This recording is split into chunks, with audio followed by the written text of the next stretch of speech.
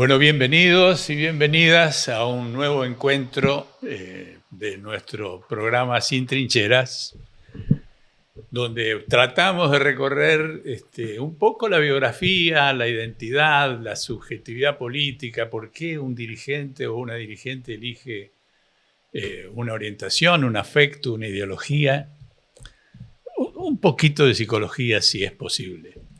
Bueno, hoy tenemos el gusto de compartir este encuentro con Daniel Lipovetsky, que vamos a recorrer junto con él charlando su trayectoria política, la subjetividad que lo atravesó, o que lo atraviesa, mejor dicho.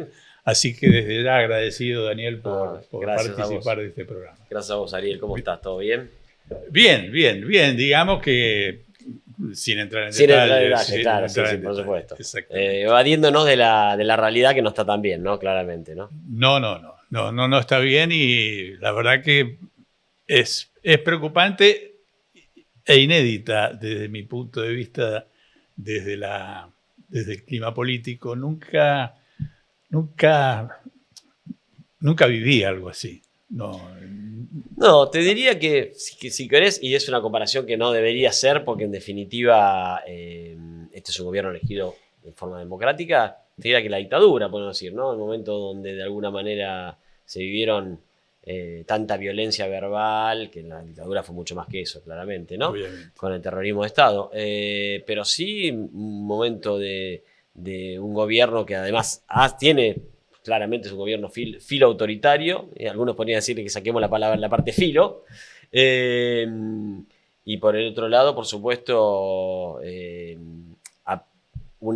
basándose en cierto acompañamiento de una parte de la población, cada vez que para mí cada vez es más pequeña, pero que en definitiva compró el discurso de la casta y entonces avala que el gobierno ataque permanentemente y trate a todos los demás, a todos los que de alguna manera simbolizan la oposición al gobierno.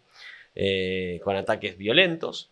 Pero bueno, yo creo que esas cosas son ciertos climas de época, de determinados momentos del país, que después, por supuesto, cuando los argentinos empiezan a ver las consecuencias de eso, hacen una propia, de alguna manera, una autocrítica o una revisión de eso, ¿no? Pasó con la dictadura, claramente, donde seguramente recordemos que en el 76 se acaban de cumplir un aniversario del último golpe hace unos pocos días. El golpe militar tuvo un acompañamiento de una parte de la población, más o menos tuvo una parte sin lugar a dudas. Sí. Y seguramente después, cuando la dictadura hizo todo lo que hizo, el terrorismo de Estado, el plan económico que hizo mierda a casi la industria argentina y un montón de cosas más, los asesinatos, las desapariciones, las torturas, la censura, todas esas cosas que hizo la dictadura. Después seguramente cuando volvió la democracia muchos argentinos de alguna manera hicieron una autocrítica de eso, ¿no? Y me parece que más temprano que tarde va a pasar lo mismo con el gobierno de Milei. Ojalá sea más temprano, pero después volveremos a retomar, si querés, este momento, que lo digo inédito, justamente también diferenciándolo de la violencia física. Hay una carga de violencia simbólica que es inédita en ese sentido, pero que también tiene mucho de digitalidad, mucho de ese mundo, tremendo, digamos, ¿no?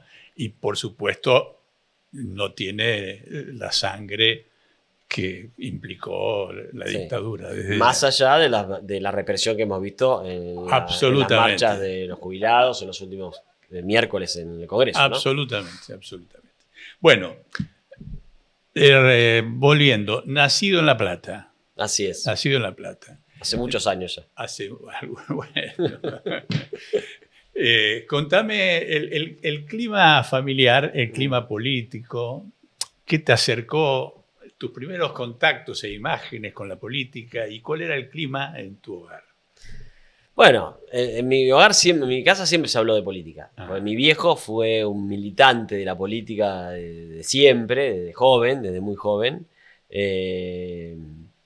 Estuvo en la Federación Juvenil Comunista, en la FEDE, y después pasó al PCR, digamos, en un rompimiento. En el clivaje. Exactamente, si mal no recuerdo fue en el 68, pero no estoy tan seguro, por esa época. Uh-huh. Y así que mi viejo siempre de alguna manera fue un militante político. Mi vieja menos, pero mi viejo sí. Y Y por supuesto que ya yo de muy chiquito viví eso, pero además tuve de alguna manera un cambio en nuestra vida, que fue el golpe militar del 76.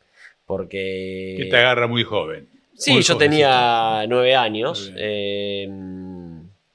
Y fue un cambio familiar muy fuerte el golpe. ¿Por qué? Porque primero mi viejo presentó varios habeas corpus en ese momento, cuando empezaron las desapariciones. Y por lo tanto, de alguna manera lo fueron a buscar 2 o 3 veces. Logró poner a disposición del Poder Ejecutivo algunos, y por supuesto muchísimos no, porque claramente los habeas corpus se presentaban ante la justicia, que estaba controlada por jueces puestos por la dictadura, así que sabemos la historia de eso. Pero más allá de eso, había pocos abogados que se animaran a eso, ¿eh? Eran muy poquitos. La mayoría no se animaron, mi viejo se animó, fue realmente en eso para mí muy valiente. Y además era abogado laboralista, que también la dictadura hizo desaparecer muchos abogados laboralistas. Recordamos el caso más emblemático, que fue la noche de las corbatas, que en Mar del Plata, por ejemplo, se llevó desaparecieron varios abogados. Así que de alguna manera eso generó un cambio en mi vida familiar, porque tuvimos que empezar a vivir escondidos. No era clandestina nuestra vida, pero sí, por supuesto, yo no podía dar la dirección de donde vivía en mi escuela, no podía invitar a ningún compañero de mi escuela a que venga a casa. Viví un proceso donde de alguna manera una vez vinieron a mi casa a buscarlo a mi viejo. Por suerte mi viejo no estaba y no había nadie en mi casa tampoco, pero yo llegaba justo de la escuela y vi todo el proceso previo a eso. Nos rescató un vecino de enfrente, a mí y a mi hermana, que era policía y que sabía lo que estaba pasando, y nos agarró y nos llevó a la casa cuando estábamos llegando. Así que viví mucho todo ese proceso, sobre todo la primera etapa, ¿no? Te diría que el 76 al 79, que fue la parte más dura del terrorismo de Estado.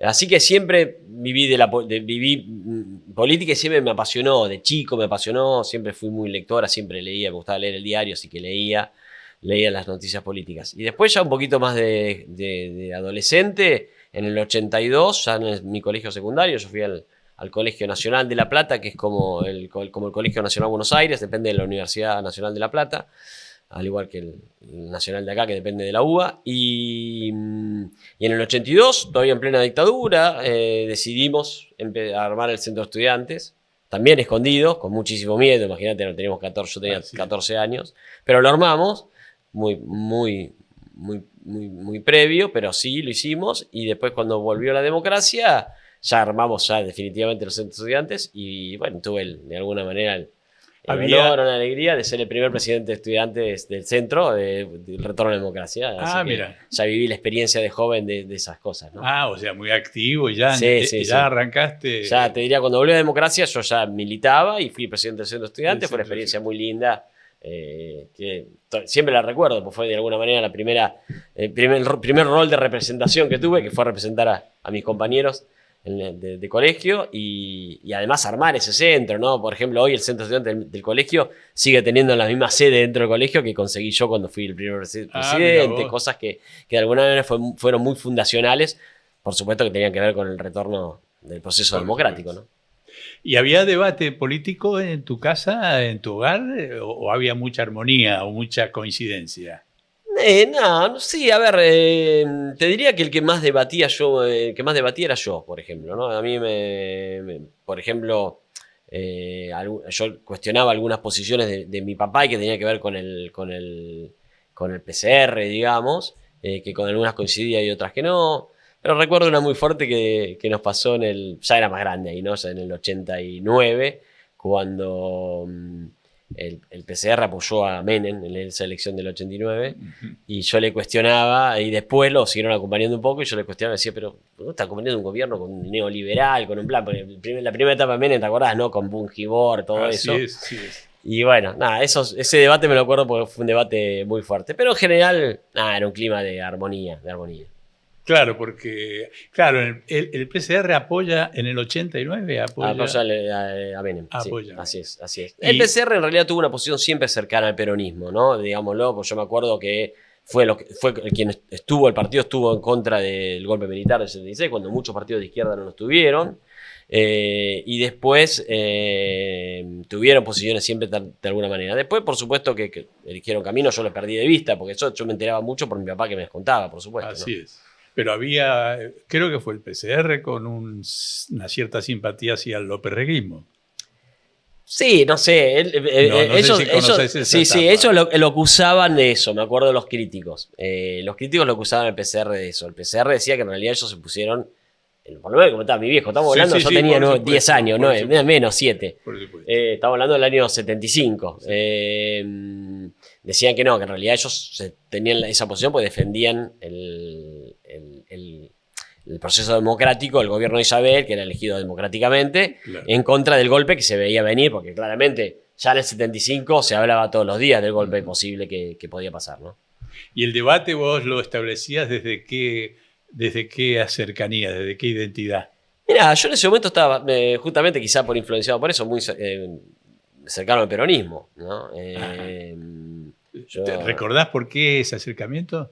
Bueno, quizá porque justamente mi viejo me contaba de sus vínculos con el peronismo no liberal, ¿no? Por Sí, supuesto, sí, sí, estamos sí, hablando, sí. ¿no? Mi viejo me contaba, incluso siempre sí me lo miré con un partido, un espacio con Cierta simpatía. sí, con simpatía y reconocimiento. También soy de La Plata, en definitiva, que la cuna del peronismo está ahí nomás, que es Berisso. Entonces, y además, de alguna manera, siempre mi viejo me contaba, por supuesto, cuando era chico, después ya lo estudié, digamos, todo el surgimiento del peronismo, la revolución, los trabajadores marchando en defensa de Perón, las cosas que Perón hizo, sobre todo cuando fue gobierno, en derecho a los trabajadores. Y estamos hablando que, además, mi viejo era abogado laboralista, yo después fui también, hice derecho al trabajo y por supuesto muchas de las leyes, algunas que tuvieron vigentes hasta hace no tanto tiempo, fueron surgidas del gobierno de Perón.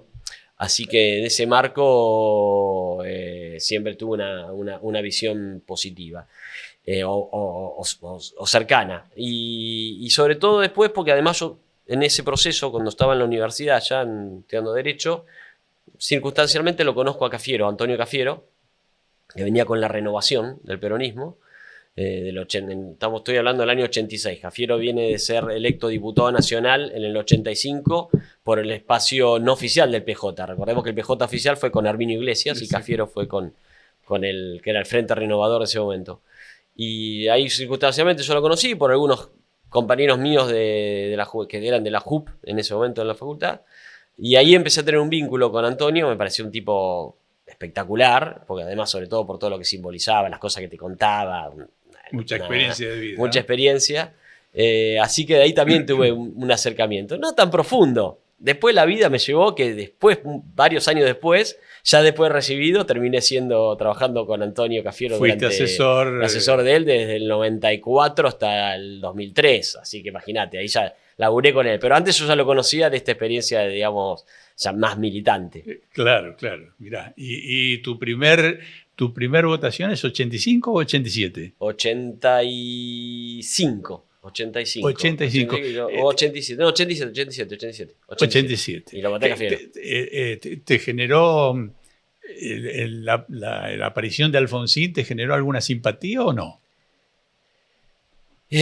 No, y en eso te diría que en ese momento después yo era crítico de Alfonsín y la verdad que después, viendo en perspectiva todo lo que pasó, me parece que fue también una crítica de una posición de juventud, ¿no? Donde uno de alguna manera, pero después uno le reconoce a Alfonsín, sobre todo el juicio de las juntas, que para mí fue una cosa tremendamente, una decisión política gigante y nunca va a ser del todo reconocida más allá de que se le reconozca, porque realmente hay que pararse en ese momento donde se hablaba de los golpes militares, del poder que todavía tenían los militares, lo vimos después con lo que pasó en Semana Santa, y Alfonsín eso se paró ahí y avanzó con el juicio de las juntas, así que hay que reconocérselo. Pero en ese momento era crítico también de la economía y era crítico del gobierno. Y además porque estabas un poquito más cerca del peronismo. Sin lugar a dudas. Pero también me sentí muy orgulloso cuando Cafiero, que yo ya lo conocía personalmente, insisto, no trabajaba ni nada, lo vi en el balcón. En el 87. En el balcón de la Casa Rosada defendiendo la democracia en el 87. Tema ¿no? cara pintada. Exactamente, con el intento de golpe. Uno de aquellos gestos que se dieron pocas veces y fueron tan valiosos, ¿no? Muy fuertes. Pero hay una cosa, vos sabés que, mirá, acá se puede contar porque son cosas bastante íntimas.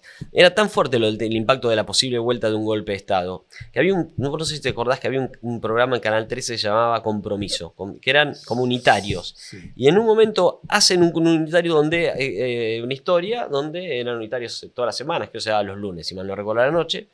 donde hacen uno de un golpe de Estado, el retorno de un nuevo golpe. Y yo primero me acuerdo, estamos hablando del año 85 de haber sido, primero me acuerdo el rating que tuvo, la cantidad de gente que lo vio. Y la otra cosa que, por lo menos en mi caso, y después lo hablé con muchos chicos que lo vieron en facultad y qué sé yo, la angustia de ese programa donde mostraban cómo esa democracia que se había logrado se terminaba porque había un golpe de Estado en la Argentina. Y se creaba angustia.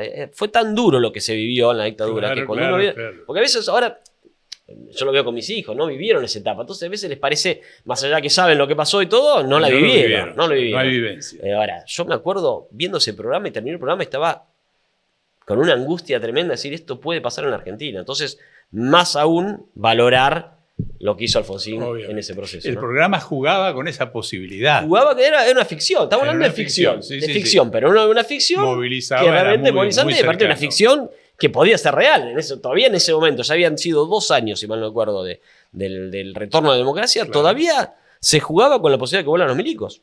Claramente. Sí. Claramente. Por supuesto.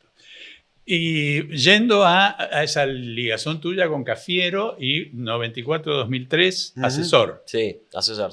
Asesor, mucho tiempo. Mucho. La verdad que nunca pensé que iba a estar tanto tiempo. En realidad yo, cuando me recibo, me decido hacer una especialización en Relaciones Internacionales, una maestría que la hice 2 en realidad, y ahí en un momento Antonio necesitaba un asesor en Relaciones Internacionales y como nos conocíamos me llamó y fui a trabajar con él en eso. Empecé en Relaciones Internacionales y después terminé haciendo de todo con él, claramente, de política, derecho, jurídico, de todo un poco.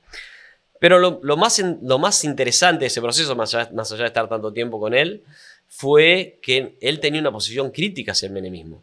Porque recordemos, Cafiero estaba en el bloque de alguna manera oficialista, pero era opositor a Menem. Entonces, nosotros siempre buscando, digamos, buscar las cosas para ver qué cosas había que criticar. Cafiero era crítico a la compartibilidad, claramente, nosotros también, del plan económico.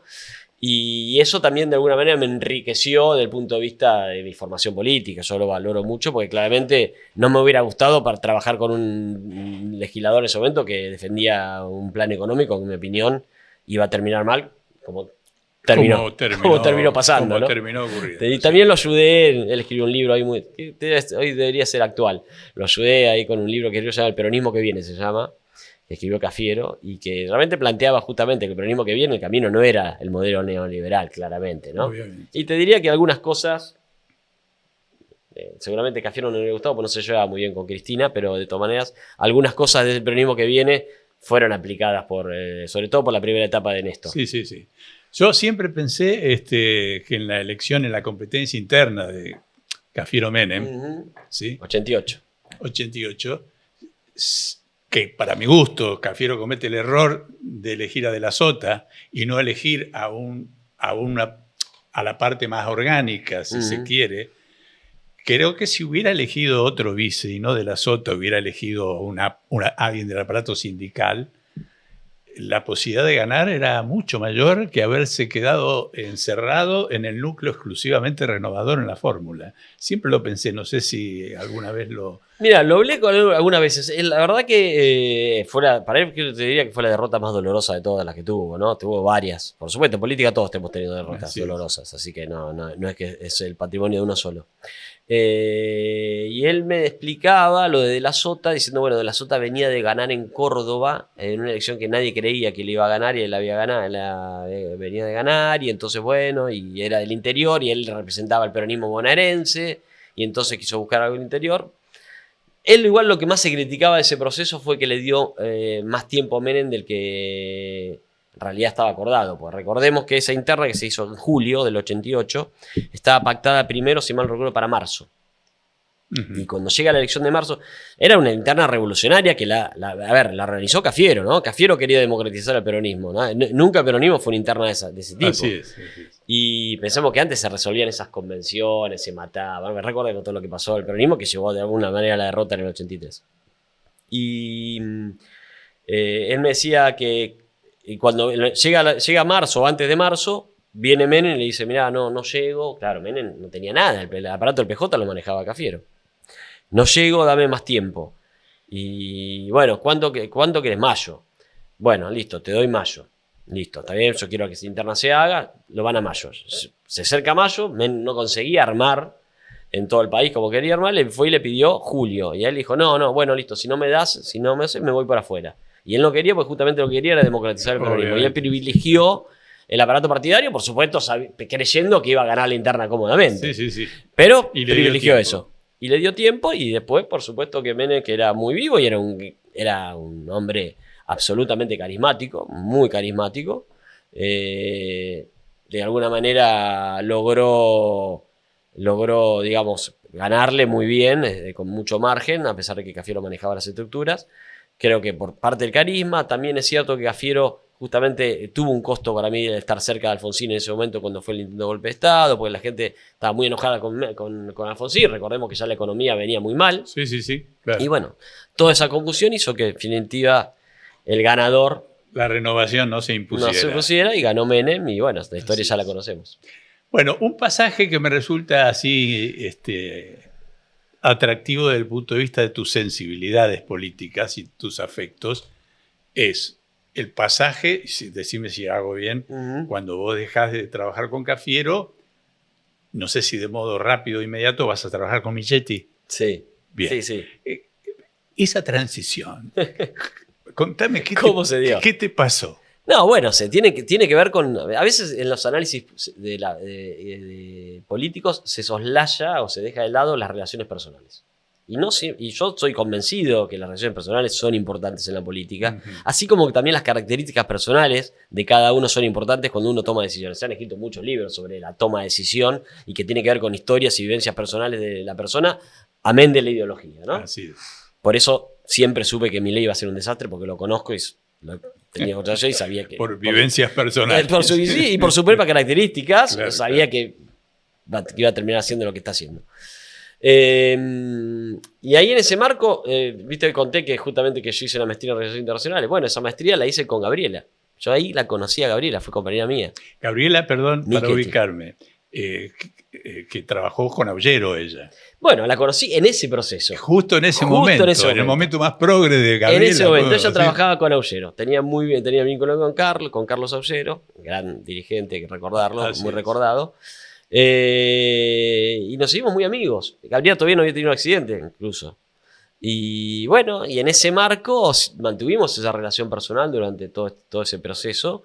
Viene la crisis del 2001 y ahí de alguna manera también yo, más allá de la responsabilidad del gobierno de la Rúa, también hay una responsabilidad del PJ, ¿no? Pensemos que la crisis del 2001 tenía que ver con la crisis de la convertibilidad que la había instaurado Menem y el gobierno de ese momento durante tanto tiempo. Y por lo tanto dije, no, bueno, me parece que el camino en esa crisis que hubo era buscar alguna alternativa distinta. Y en eso Gabriela viene y me dice un día, che, Dani, qué sé yo, me invitó a una reunión Macri, que está armando un partido nuevo. Le digo, Mauricio. Me dicen, ¿te parece? Le digo, no me convencía para nada, la verdad, vamos a ser sinceros. No, me dice, tenés que conocerlo. Perdón, cuando te dice eso, ¿ya había fallecido Aullero? Sí, ya había, creo que sí. Creo que sí.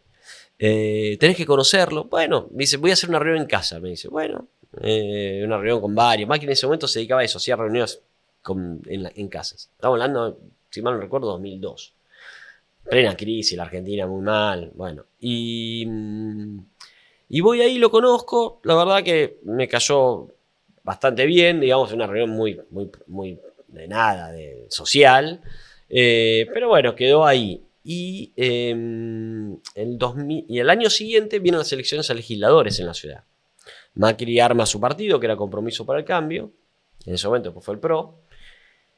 Y Gabriela, me insisto, Gabriela era una persona como yo, teníamos participación política, pero éramos jóvenes y sin ningún tipo de conocimiento público, cero. Claro. Y de pronto me llama un día Gabriela por teléfono y me dice, Dani, voy a ser candidata a legislador. Uy, qué bueno, ¿en qué lugar va? Yo dije, me va a decir que la pusieron octava. Me dice, no, voy a encabezar. ¿Cómo vas a encabezar? Sorprendió. Sí, Mauricio me ofreció ser la cabeza. Y ahí dije, bueno, digamos, un gesto que me pareció interesante, ¿no? Al poner encabezando a alguien que no venía ni de la política, digamos, de una política partidaria más fuerte, ni que tenía conocimiento. Dije, bueno, este tipo alguna cosa distinta tiene, ¿no? Bueno, resulta que Gabriela se electa legisladora, encabezaba, lógicamente, y ahí me puse a trabajar con ella. Pero hay acompañados o en simultáneo cierto desencanto con el peronismo que te acompaña. Claro, por supuesto, la crisis del 2000, la crisis del 2002, que de alguna manera yo creo que también el PRO es hijo de eso, claro, ¿no? Así claro, como sí, Milei sí. es hijo de la crisis quizá de los últimos partidos. Por supuesto. Esto tenía que ver con la crisis del 2001, digamos. Pero algunos venían continuando el liberalismo y otros como Rito Hondo, Santini, que también venían del peronismo. Claro, digamos. sí, claro, por supuesto. No, el PRO, a ver, lo interesante que armó Macri para mí en ese momento, que fue interesante, fue sumar gente de diferentes lugares. El tipo trajo gente que venía del radicalismo, gente que vino del peronismo, como acabas de decir, como Cristian Ritondo y Diego Santilli y muchos otros más. Sí, recordemos que Macri en su momento hasta coqueteó con ser candidato al peronismo en los 90, así que de alguna manera tenía ese vínculo. Y también gente que venía del sector más liberal. No eran tantos, porque después ese sector más se asoció después, se sumó cuando Macri suma a Recrear. Ahí es donde vino el sector más liberal. En ese momento no había tanto sector más liberal, sino gente más que venía del radicalismo, del peronismo y gente que no tenía del sector privado, digamos. Después ya con el sector con más Recrear sumado, ahí se sumaron bastantes que tenían que ver con el pensamiento más vinculado con el liberalismo de esa época, estamos hablando que al lado de Milei, bueno. Bueno, y ahí empecé a trabajar con Gabriela sobre todo. A ver, pensando en un partido que era diverso, en un espacio que era diverso, justamente traía gente de todo, con lo cual no es que tenía una limitación ideológica desde ese lugar, porque había otra gente que venía del peronismo. Y por el otro lado, un espacio que de alguna manera no decía, che, vamos a aniquilar el Estado, sino que planteaba que teníamos que tener un Estado más eficiente, pero que teníamos que tener mejor salud pública, mejor educación pública, y desde ahí, por supuesto, uno coincidía. Después había cosas que uno podía coincidir más o menos, pero sobre todo, además, cuando estamos hablando de una gestión local, la diferencia de lógica no se hace tan patente porque están pensando más en los problemas de la ciudad en ese momento. Y trabajamos con eso y bueno, después Gabriela terminó siendo la vicejefa de gobierno y yo participando de alguna manera del gobierno de Mauricio con Gabriela, ¿no? Porque Gabriela tuvo a cargo varias áreas como vicejefa de gobierno, una era Derechos Humanos y en un momento yo terminé, digamos, de alguna manera haciéndome cargo de la Secretaría de Derechos Humanos del gobierno de la ciudad. Claro. Y bueno, un proceso que si querés lo charlamos, pero que fue también muy interesante para mí, por lo menos en lo personal, ¿no? Sí, me imagino con varias tensiones internas. Mira, sí, la verdad que me dieron mucha libertad para laburar. Por supuesto que había críticas hacia algunos organismos de derechos humanos, sobre todo a Madres, por EVE, las posiciones más radicalizadas de EVE. Estaba en ese momento ya empezaba a aparecer lo de Sueños Compartidos y Joe Klender. Pero la verdad que en general me dejaron laburar con mucha libertad. Yo me propuse algunas cosas que tenían que ver con cosas que faltaban terminar en la ciudad. Una era terminar el Parque de la Memoria, que en Costanera Norte, y laburé un montón para terminarlo, y la verdad que es un lugar espectacular, realmente que mezcla arte y memoria, y que realmente es un gran logro de nuestra ciudad, que vale la pena a todos los que nos están escuchando. Si alguno no lo conoce, tiene que ir a conocerlo. Y lo terminamos, y ahí el parque está administrado por un consejo de asesor que está integrado por los organismos de derechos humanos, por la mayoría, y entonces tuve muy buen vínculo y trabajamos muy bien con madres línea fundadora, con abuelas, con hijos, no estaba familiares, y varios más, y la verdad que laburamos muy bien en ese marco. Por supuesto que dentro de mi espacio, dentro del gobierno, había gente que no le gustaba, pero la verdad que a mí nunca me... Nunca mi tarea, te diría que más dura era conseguir los recursos, que por supuesto no estaban dentro de las decisiones prioritarias del gobierno darte los recursos para terminar las obras, pero laburando mucho y haciendo un proceso de autoconvencimiento, de convencimiento de que la memoria y la verdad y justicia son políticas de Estado que tienen que trascender los gobiernos, más allá de algún posicionamiento de algún organismo en particular. Y la verdad que en ese marco para mí fue un proceso muy, muy interesante y muy bueno. ¿Legislador de la ciudad sos después? Claro, de ahí paso a ser legislador de la ciudad en el 2011.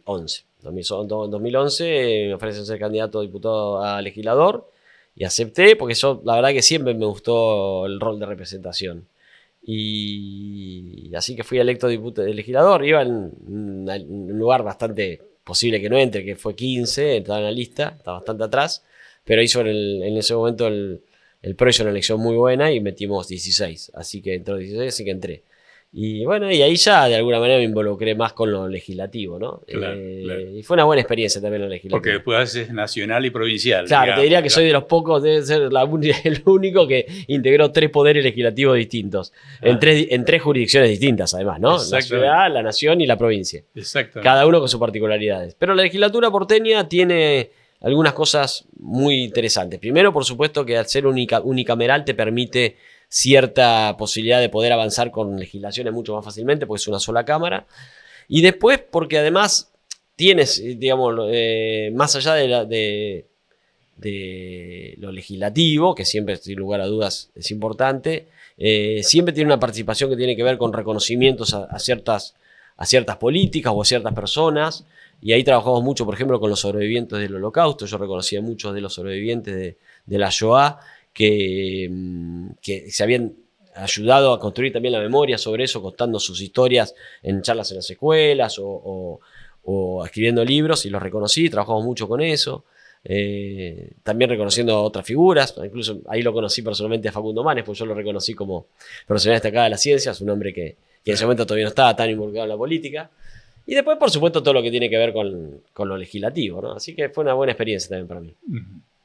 Y ahí tus mejores vínculos e identificación en ese plano, ahí estaba Emilio Monzó, estamos hablando... Ya cuando eso ya fue cuando diputado nacional, ahí lo conocí como diputado nacional. No, en la legislatura estaba Ritondo, que era el presidente de la legislatura, el vicepresidente primero en realidad.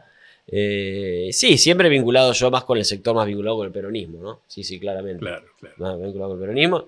Con el peronismo, y te diría que con el radicalismo también, no tanto con los pro más puros, de alguna manera, que ya en ese momento se empezaba a dividir en ese marco. Después fue volando, porque hoy ya no podemos decir que es así, pero en ese momento estaba como el radicalismo macrista, el peronismo macrista y los propuros, por decirlo de alguna manera. Yo siempre me vinculé con los que venían de la política, ¿no? Los que venían claramente de la política, tanto del radicalismo como del peronismo. Claro. ¿Te sorprende? ¿Es una postilla el curso que siguió Ritondo en la política? Sí, sabía que me ibas a preguntar eso. Sí, no voy a particularizar el Ritondo. Me sorprende en general muchos compañeros míos de militancia que de alguna manera me hablaban, algunos me hablaban de la justicia social o de la movilidad social ascendente, y que hoy estén defendiendo a Milei. Me parece algo realmente tremendo. De alguna manera me sorprende y te diría me desilusiona, más que sorprenderme. Yeah. Y después, por supuesto, otro dirigente que se rasgaba la vestidura con la ley de medios. Estamos recordando que el PRO se posicionó claramente como un espacio opositor al kirchnerismo.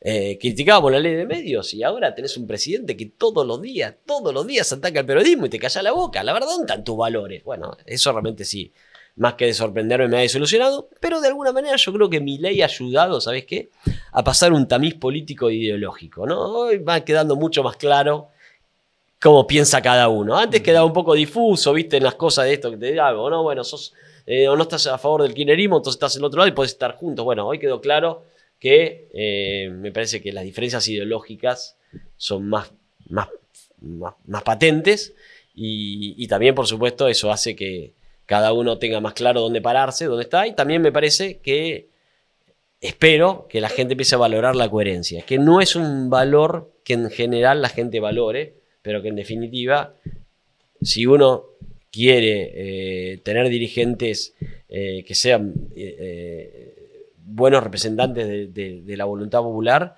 claramente la coherencia es un factor importante, porque si no terminás siendo un mercenario, o la política termina siendo una bolsa de trabajo. Y la verdad que no es la idea. Por lo menos yo hago política porque creo que es el instrumento para cambiar las cosas, pero también para poder plasmar las ideas que yo pienso. Y no voy a cambiar mis ideas porque el poder lo tenga otro. Por supuesto que en alguna cosa, cuando uno puede ser flexible, pero una cosa es cambiarlas radicalmente. Y cambiarlas radicalmente es defender un gobierno que cree que hay que destruir el Estado. A partir de ahí, ya estamos en dos veredas distintas. Sí, por supuesto. Además, con la paradoja de que se destruye el Estado desde el Estado mismo, con lo cual el Sin Estado lugar a se dudas. transforma. Sin lugar a dudas. ¿No? Sí. Hay un estatismo político superior, digamos. Sin lugar a dudas. ¿No es cierto?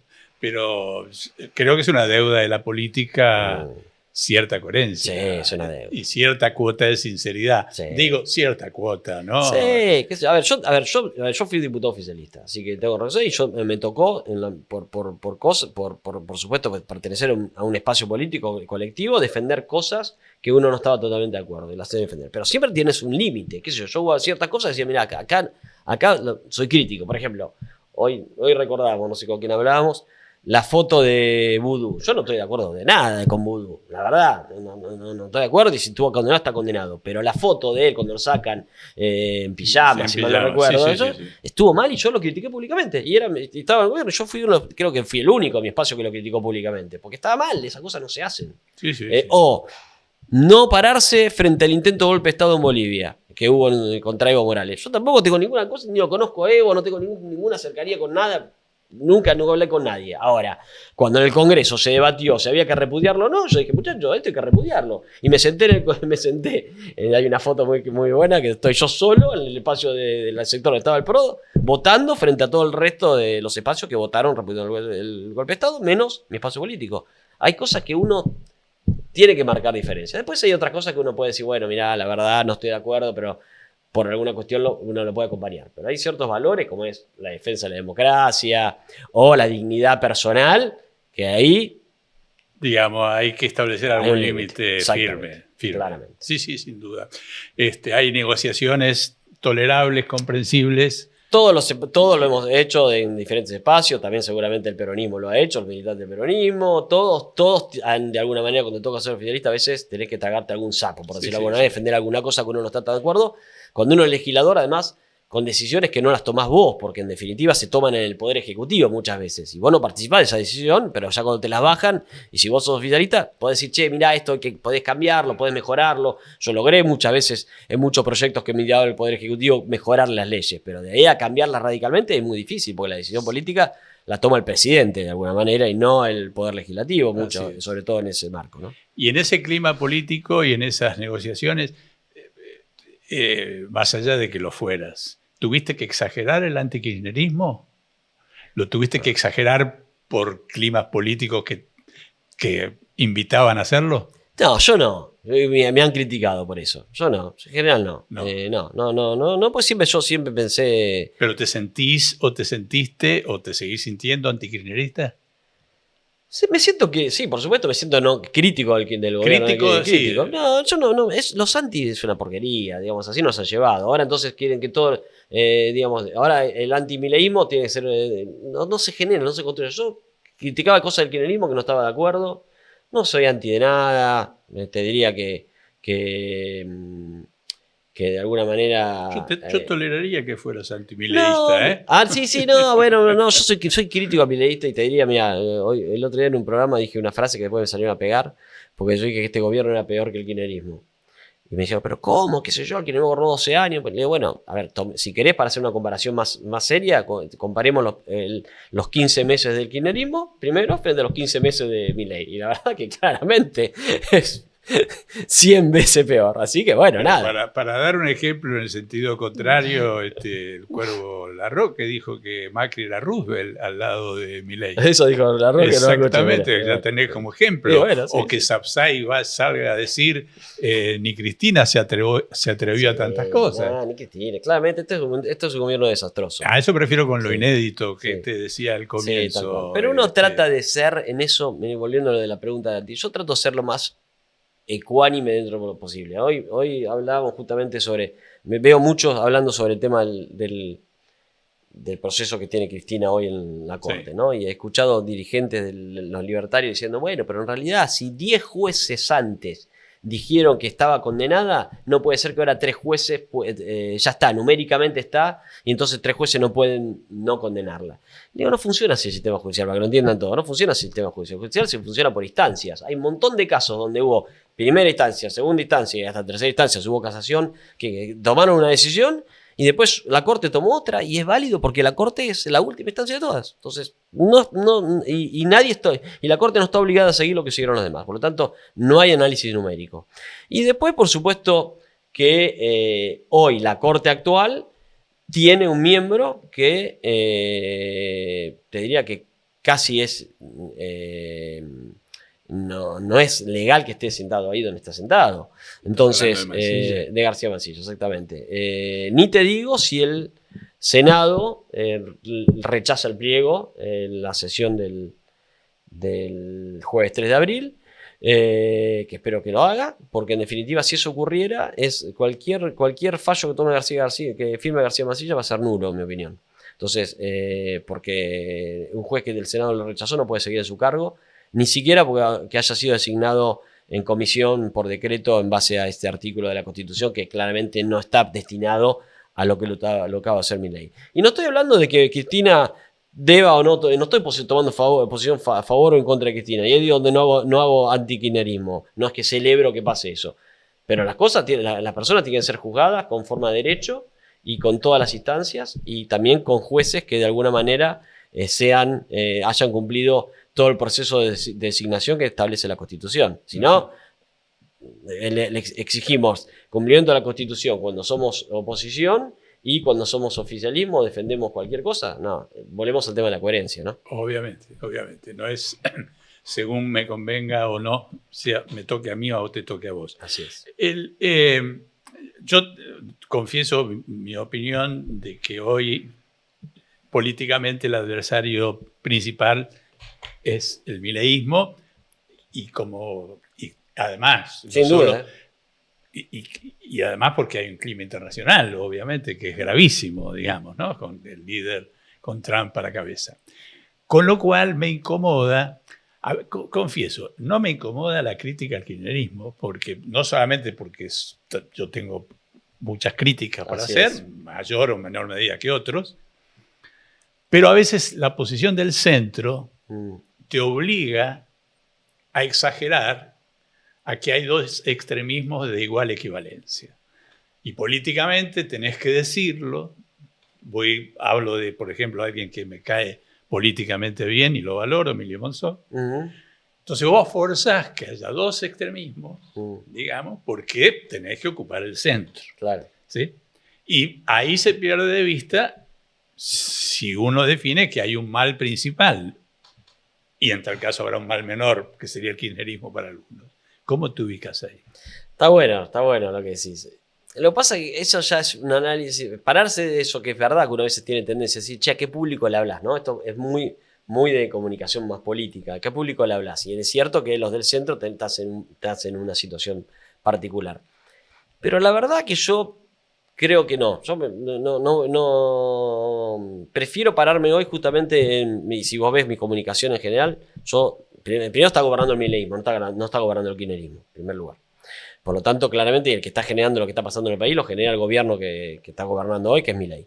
Entonces de ahí me parece que claro, coincido con vos, las críticas van por ahí, sobre todo poniendo el eje de dónde las cosas que hay que cambiar. Si después le toca gobernar el kirchnerismo, después veremos, pero hoy gobierna Milei. Y por el otro lado, entonces yo prefiero no especular con a quién le hablo.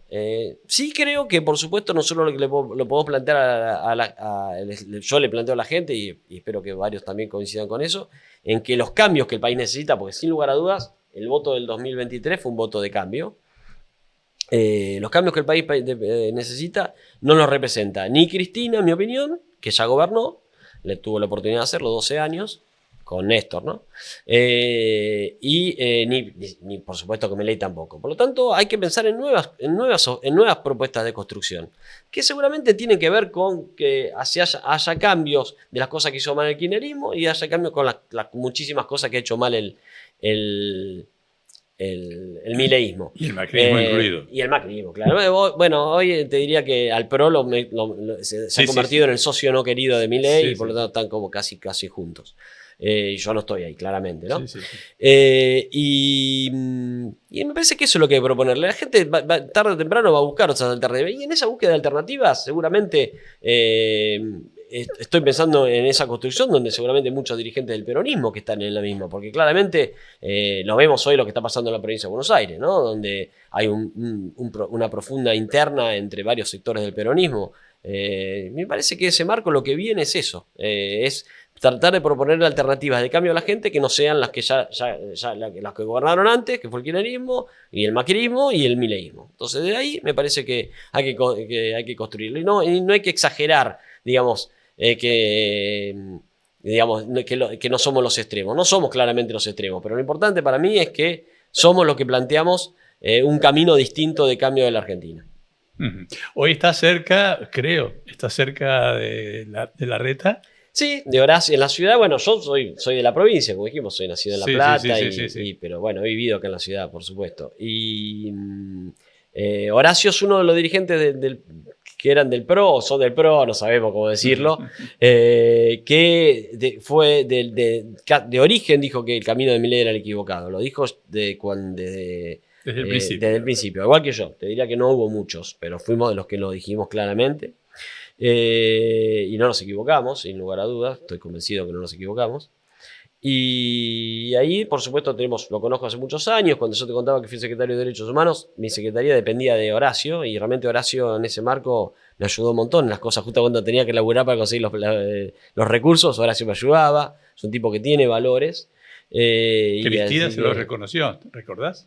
Sí, ¿no? Cuando él recuerda el secuestro del padre, es verdad. Cristina sale a hacer una mención especialmente, un reconocimiento a ese gesto de Larreta. Es verdad. Bueno, y él lo hizo y me ayudaba, y era un tipo comprometido con eso. Me acuerdo que incluso nosotros pusimos una placa en la jefatura de gobierno reconociendo que no había, mirá que había sido gobernada por el gobierno de Ibarra y todo, reconociendo a los empleados municipales desaparecidos por la dictadura, y lo hicimos con él.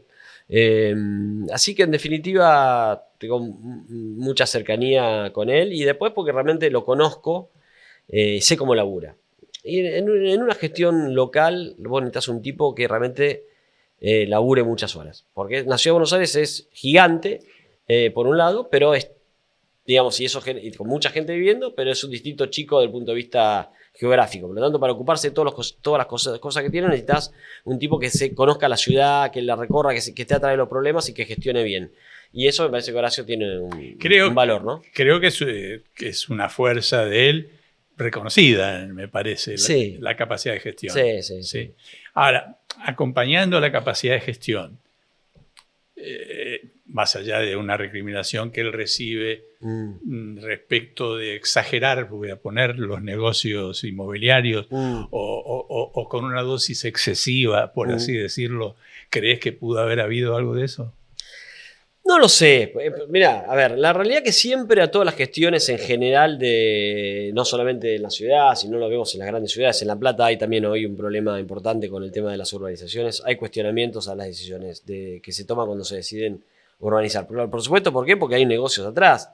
A ver, negocios en el buen sentido, no en el mal sentido. ¿Por qué? Porque por supuesto el inversor inmobiliario que gana la plata y quiere invertir, y por supuesto en ese marco y siempre hay cuestionamientos. Y hay cuestionamientos los que quedaron afuera de ese negocio también. En el caso de la ciudad no lo sé, digamos, en qué marco. Sí es cierto que yo creo que cualquier cambio de zonificación en la ciudad requiere un debate profundo que en la legislatura se tiene que dar, ¿no? Y en ese marco me parece que la legislatura ahora va a tener una representación mucho más plural, y eso va a permitir que cualquier cambio que se quiera hacer esté mejor debatido. Cuando hay mayorías, eso dificulta, y además, de alguna manera, se aprueban sin mucho debate. Y eso es el problema, porque en definitiva, los legisladores, cuando hay diversidad, y está bueno, me parece que esta elección va a generar eso, hay más de 10 candidatos, va a generar que tengas una legislatura mucho más diversa, y cualquier cambio de unificación que se haga tenga ese debate. Que me parece que es, si vos querés que los cambios que querés hacer se consoliden y no haya cuestionamientos, lo mejor que puedes hacer es tener un buen debate y búsqueda de consenso en la legislatura. ¿Te resulta indiferente de que en esta puja internista, para mí muy lamentable, ¿no?, del peronismo o del kirchnerismo, te resulta indiferente que Axel, digamos, salga más airoso? No, no me resulta indiferente. ¿Por qué? Porque estoy convencido de que la Argentina necesita renovación. Así como dije, Cristina ya, no voy a decir que ya fue, porque nadie puede decir que ya fue una dirigente que ha sido la mujer más importante de la dirigencia política de la Argentina, por lo menos desde Eva Perón para acá. Y Eva Perón no tuvo representación. Y ella sí. Entonces, desde ahí nadie puede negar lo que Cristina... Pero te parecería más Pero saludable. me parece que saludable Oxigena. ya... sí, porque en definitiva... Mira, hasta yo a veces, hoy, que soy un hombre de más de 55, 57, siento que a veces, por supuesto que vienen los jóvenes y que vienen con ideas nuevas y que tienen generacionalmente otra formación porque son de otras generaciones, que está bueno, van agregando cosas a eso. Y bueno, Cristina, que está una generación todavía más arriba de la mía, me parece que está bien que ya le empiecen a pensar en que se conformen con otros roles. Entonces de ahí me parece que está bueno que esa renovación que se tiene que producir en el kirchnerismo la encarnen otro dirigente, como puede ser Kicillof, ¿no? Yo con Axel te diría que tengo una cuestión muy ambivalente. Fui muy crítico en la primera gestión de Kicillof, del 2019 al 2023. ¿Por qué? Porque yo veía que era un gobierno que recibía un montón de recursos, el gobierno de la provincia de Buenos Aires, un montón de recursos por parte de Nación. Recordemos, el mejor ejemplo es que Alberto Fernández le sacó puntos de coparticipación a la ciudad de Buenos Aires para dárselos a la provincia. La provincia los necesitaba y además le correspondían porque la provincia es discriminada en el reparto de puntos de coparticipación. No estuve de acuerdo con que se lo saque a la ciudad, claramente, me parecía que el mecanismo era otro, pero recibió un montón de fondos, que justamente los fondos eran para el tema de seguridad. Recordemos que se origina esa decisión de Alberto cuando le hacen esa movilización de los policías a la Quinta de Olivos, ¿se acuerdan? Seguramente Sí, me acuerdo. Bueno. Entonces, ¿qué hizo Axel con esa plata? Y la verdad que no la gastó bien, no la usó bien. La inseguridad en la ciudad, en la provincia es grave, era grave ahora, era grave antes, ahora es grave también. Yo recorría, sobre todo mi ciudad, La Plata, la recorrí mucho y veía las comisarías donde los patrulleros estaban hechos pelota, no había recursos, la policía no tenían los chalecos vencidos, bueno, un montón de situaciones. Y por lo tanto fui muy crítico de la gestión de Axel en ese marco. Veía además que las escuelas estaban hechas pelota, mal uso de los recursos, mala gestión de Kicillof. En esta segunda etapa lo puedo entender un poco más a Kicillof. ¿Por qué? Porque realmente el gobierno nacional no le pasa un mango. Entonces es muy difícil gobernar una provincia de más de 17 millones de habitantes sin plata. Es una provincia gigante, tiene el tamaño, creo que de España. Viven 17 millones de personas, encima con una concentración de población en el AMBA tremendo o en el conurbano tremenda. Entonces es muy difícil gobernarla sin recursos. Y de ahí uno puede entender más las deficiencias de gestión. Ahora, por supuesto que le digo a Axel, Axel, se lo digo públicamente, no es que hablo con él, claro. Le digo, Axel, priorizá, hermano, priorizá. Hoy no gastes en boludeces, no gastes ni en viaje de egresado gratis, no gastes no pienses en crear una empresa pública de medicamentos, que está buenísima como idea, pero no es el momento. Hoy priorizá seguridad, salud y educación. ¿No tenés guita? Tus prioridades tienen que ser esas. Perfecto. Y haciendo futurología, jugando un poquito, imagínate que Axel logra encabezar y al mismo tiempo renovar. Renovar me refiero al espíritu tradicional sectario del peronismo, su sectarismo de masas, esa capacidad para dialogar con otras fuerzas. Y suponete que Axel se orientara en ese sentido y el adversario principal se siga configurando en Milei. Si se diera ese clima y vos confirmaras que se da, ¿no? Podría pensarse en una alianza muy amplia que incluya al axilismo renovado. Mira, primero hay que ver si se da, porque yo creo que este gobierno vamos camino al fracaso del gobierno y hay que ver cómo llega el gobierno a esa situación. Estamos hablando de la elección del 2027. Ya, exactamente. ¿no? Hay que ver cómo llega el gobierno a esa elección. Yo soy de los que creo que el plan económico vuela por los aires, lo estamos viendo todos los días, que digamos de alguna manera... ¿Lo pensás en un lapso breve?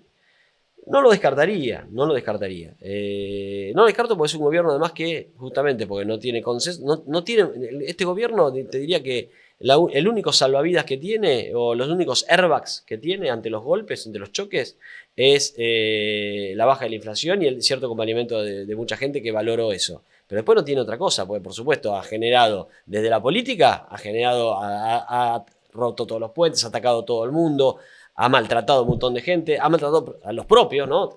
¿Cuántos dirigentes han salido eyectados, maltratados por el gobierno? Más de 100. Algunos muy amigos del presidente, como el jefe de gabinete Pose, Nicolás, creo que se llamaba, o Pose, el apellido seguro, que era amigo íntimo y lo eyectado y maltratado. El que fue ministro, que falleció lamentablemente, Guillermo Ferraro, ministro de Infraestructura, un tipo que le armó toda la fiscalización y también lo echaron al mes. Bueno, montones de ejemplos así. Así que en ese marco, este gobierno no tiene airbags, es como un auto sin airbags, un auto de los 60. Y ahí me parece que si la inflación aumenta, teniendo en cuenta que ya está aumentando, ¿no? Claramente la última semana el promedio de alimentos aumentó 2,5 en una semana. Un dólar que aumenta, pues por supuesto estamos un dólar súper atrasado, sin lugar a dudas, y además en un contexto donde tenés precios de Bélgica con sueldos de la India, ¿no? Somos Belindia. Pero no es casualidad, es el modelo económico. Este gobierno quiere sueldos de miseria con precios altísimos. Pero por supuesto, ese modelo te lleva claramente a la pobreza, a la destrucción, además, con la apertura unilateral del comercio, y por lo tanto entran importaciones, eso destruye a nuestras pymes. O sea, es un combo que imposible que salga bien. En ese marco, si encima la devaluación te la produce el mercado, porque el mercado tampoco confía en vos, claramente, bueno, no sé cómo termina esto. Pero en caso que termine, porque también puede pasar, porque mucha gente decía que el gobierno caía en 3 meses y no cayó, y estamos ya lleva 15 meses, y puede pasar, porque los argentinos también de alguna manera son resilientes y tienen paciencia. En ese marco dependerá de cómo se maneje el gobierno para ver cómo llegamos. Si el gobierno profundiza sus conductas autoritarias y antidemocráticas y violentas, yo creo que indefectiblemente va a haber muchos dirigentes que nos vamos a sentir obligados a unirnos para plantear una alternativa. Y ahí veremos quién está de un lado y quién está del otro. Claro, no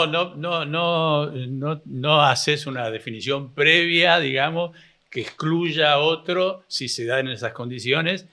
Y si, vuelvo a reiterar, en el supuesto caso de que el axelismo confirme en la práctica una renovación de su actitud política sobre esa base. Lo cual es difícil que se produzca, pero bueno, veremos. Puede ser más escéptico o menos, pero... Dependerá un poco. Yo entiendo la posición difícil del gobernador de la provincia, pero bueno, sin lugar a dudas hay una necesidad de renovación y por supuesto él tiene la fortaleza de ser el gobernador de la provincia más importante de la Argentina como para poder encararla y liderarla. Entiendo también que el peronismo, hay ciertos otros dirigentes que le plantean la necesidad de la unidad, ¿no? Y entonces ahí es donde se producen esos dos valores a decidir y a veces cuando uno decide tiene costos y beneficios. ¿Quién la conduce, además? Sí, bueno, sin lugar a dudas que si él toma la va a conducir, pero bueno, hay que ver cuánto dura esa conducción. A ver, lo vimos ahora en esta elección en el cierre de listas este fin de semana. Cuánto hubo operaciones en contra de Moreno y en contra de Abal Medina porque no habían cerrado con el candidato, con Leandro Santoro. Y me pareció muy mal eso, porque en definitiva, primero, esto es una elección legislativa y está bueno que haya alternativas, y después, porque en definitiva, en aras de la unidad, vos no podés autoproscribirte. Muchos kirchneristas que dicen a Cristina quieren proscribir justamente con lo de la Corte, critican a los candidatos, a otros candidatos peronistas porque se presentan. Entonces también los quieren proscribir, porque claramente, como dijo el propio Santoro, no había lugar para todos en las listas. Entonces, si no tenés lugar en las listas, tenés todo el derecho a presentarse. Entonces me parece que son ahí en juego, ¿no? ¿Quién conduce el liderazgo? Si se hace la renovación y después si el valor es la renovación o el valor es solamente la unidad por la unidad misma. La unidad por la unidad misma ya lo vimos en Unidad Ciudadana, termina mal. Así es. Entonces, me parece que ahora hay que pensar más en la renovación. Exactamente. Y la última, Daniel, si querés, tu último voto, ¿a dónde fue?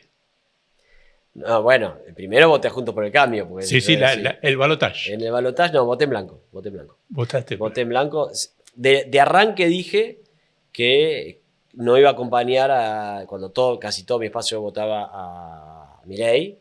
Yo dije que no iba a acompañar a un candidato que tenía el mismo discurso que Macera. Recordemos que en el debate presidencial Milei dijo que los crímenes cometidos por el terrorismo de Estado habían sido excesos. Lo mismo que dijo Macera. Dijo, y no fue una guerra. Y no fue una Entonces, guerra. desde ahí me paré en el lugar de que a Milei no iba a acompañar. Después, por supuesto, tampoco estaba de acuerdo con Sergio, porque creía que en definitiva Milei era un hijo no querido, si querés, de Sergio, de la mala política del gobierno de Alberto y de Sergio Massa, y que generaron Milei. Más allá de que además, y esto hay que decirlo, por más que no le gusten a muchos, antes de las PASO, el gobierno lo ayudó a Milei, y hubo muchos dirigentes que en las PASO, dirigentes del peronismo, que en las PASO fiscalizaron para Milei pensando que le sacaba votos al Juntos por el Cambio. Y esos son errores que no hay que cometer. Mirá, en política, cuando la tendencia va hacia un lado, uno compite con todas las de la ley, pero no hay que crear Frankenstein para tratar de cambiar el resultado, porque después los Frankenstein se transforman en Milei presidente. En Milei, en el terror que no iba a llegar y llegó. Así es. Bueno, te agradezco mucho, Daniel. Gracias, Daniel. Placer. Gracias por estar con nosotros. Muy lindo, muy entretenido.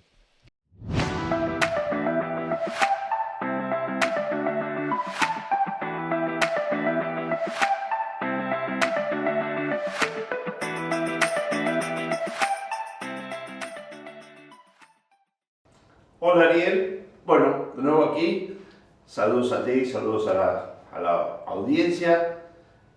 Bueno, prometí el otro día, después que mencionamos un poco esta cuestión de la importancia de ejercer la soberanía sobre nuestros recursos y en particular sobre nuestras vías navegables, sobre nuestros puertos, sobre nuestros ríos y sobre nuestro mar.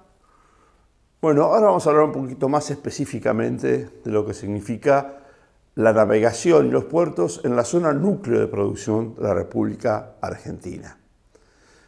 Por condicionamientos históricos, por decisiones erróneas o no, digamos que se han tomado en la historia de nuestra comunidad, resultó que la República Argentina tiene su núcleo de desarrollo, sus principales actividades económicas, en un sector que va, vamos a decir, desde el centro de la provincia de Buenos Aires hasta el centro de la provincia de Córdoba y se extiende como una lengua hacia el oeste.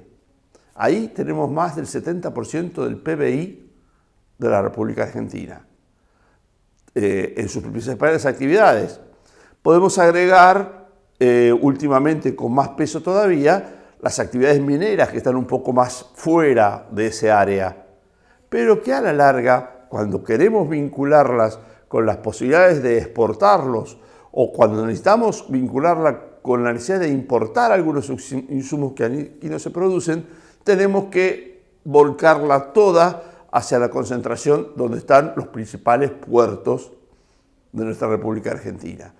Esos puertos están, en primer lugar, o empezando desde el norte, los puertos principales son los que están más vinculados con la actividad agropecuaria o agroindustrial y que están en la que es la ribera del río Paraná principalmente y en la provincia de Santa Fe. Bajando después hacia la zona del Gran Buenos Aires, donde están los principales puertos metropolitanos, en donde se concentran principalmente las cargas y descargas de materiales de mayor valor agregado. Esto es contenedores, vehículos, maquinarias, equipos para exportar o importar y que se operan fundamentalmente en los puertos de Buenos Aires, Dock Sud, La Plata, Zárate.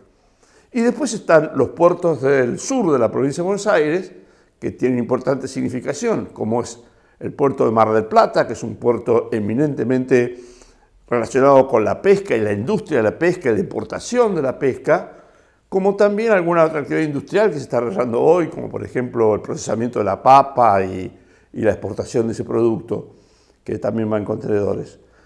Y un poco más al sur, los puertos de Quequén, que es básicamente un complemento agroexportador de lo que ocurre allá en Santa Fe, y el puerto de Bahía Blanca, que es un puerto que también es agroexportador, pero también tiene una gran importancia en lo que es la petroquímica y las cuestiones energéticas. Más al sur tenemos los puertos de Puerto Madryn, dedicado también a la pesca y algo y muy importante también en cuanto a mineral para abastecer a la industria del aluminio, y más al sur otros puertos dedicados a la pesca y finalmente el de Ushuaia, que junto con el de Buenos Aires son los principales puertos para cruceros o puertos turísticos del país y complementado con otras actividades, por supuesto. Solamente es una descripción de algunos de los puertos. Hay más y muy trascendente, como el de San Nicolás, que es un puerto que recibe, por ejemplo, el mayor volumen de fertilizantes que se utilizan en el país. El problema es que toda esta producción y todas estas necesidades que ingresan al sistema tienen que ingresar fundamentalmente, porque dije, la zona núcleo está principalmente en la zona centro del país, por el Río de la Plata y después ascender por el río Paraná.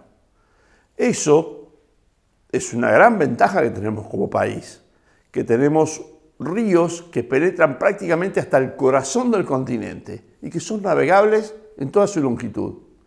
Eso nos permite tener una logística más económica, porque, vamos a ver, el transporte de grandes volúmenes por barco es 10 veces más barato que hacerlo por camión, para que se den una idea. Ahora, y además con mucha más contribución al ambiente, porque es mucho menos dañino para el ambiente en la cantidad de, entre otras cosas, de dióxido de carbono que se produce. Pero claro, este ingreso a estos ríos, en línea con lo que dije la vez pasada, lo podemos manejar nosotros, tener la gobernanza soberana de la navegación y dominio de sus puertos, o podemos ceder frente a la disputa de grandes negocios internacionales que pretenden que eso esté configurado de la mejor manera, que sirva exclusivamente a sus negocios. Y quedamos afuera muchos que no estamos vinculados con esa red principal de negocios. ¿Cuáles son las redes principales de negocios? El primero, lo que más se mueve por barco en nuestra república es la agroexportación. El 80% de los barcos que salen de la República Argentina salen por el río Paraná y el río de la Plata, o cargan en Bahía Blanca y Quequén y llevan productos de la agroexportación o de la agroindustria. Y en segundo lugar, tenemos los barcos que vienen a traer fundamentalmente o llevar insumos para la industria, que es carga contenerizada. Y después aparecía la cuestión de los cruceros, algo con respecto a los automóviles. Como les dije, la principal producción sale del río Paraná, en la zona de Santa Fe, la zona del Gran Rosario, hasta Timbúes. Esos barcos vienen transitando por el río Paraná y en el río de la Plata toman este lugar, esta ruta que aquí está marcada, que es la ruta en la que se hizo un canal, en que se ha profundizado el río para que los barcos de gran porte puedan circular por él. Ese canal, llamado Vía Navegable Troncal, tiene un diseño. Se hizo en los años 90, con un criterio que tenía que ver con las mejores condiciones para aquella época. Bueno, esa licitación se terminó y ahora se está planteando hacer una nueva. Me gustaría, a partir de esta información, empezar a revisar y analizar qué significa la necesidad de mantener esa vía navegable, en qué profundidades y por dónde, para que sea realmente una vía que sirva al país, a todo el país, y no solamente a los sectores que más beneficiados están hoy con las posibilidades de hacer negocios. Así que bueno, en una próxima les contaré un poquito más detalles de cómo funciona esta vía navegable troncal.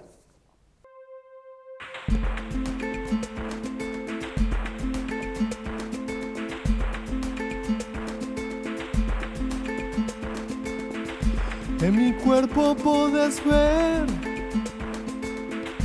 un río que esconde un mar y un mar que guarda un gran motor. Un océano complejo, una noche de abril,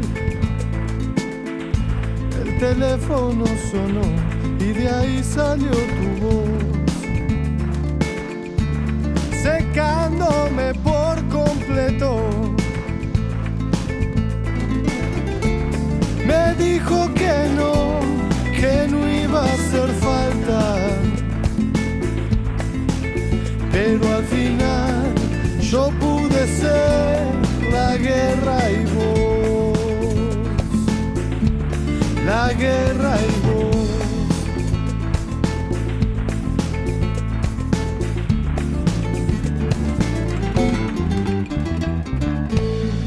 la fuerza no está,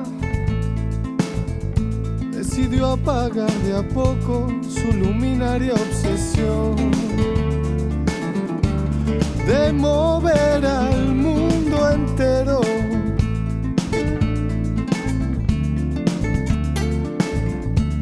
De colonizar tus besos.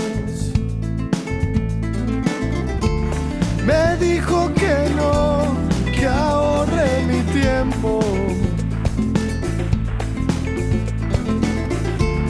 que me abra el pecho enfrente de un espejo.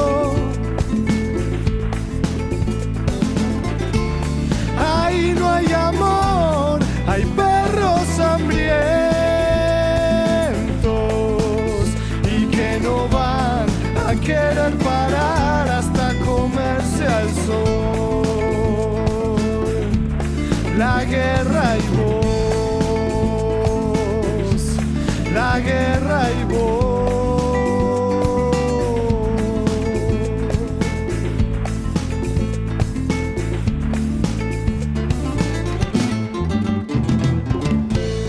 Ya no me puedo esconder, ni en un tercio de tus ojos tu mirada se perdió. Con el humo y la gente me dijo que no iba a hacer falta un río de sal envuelto en arena.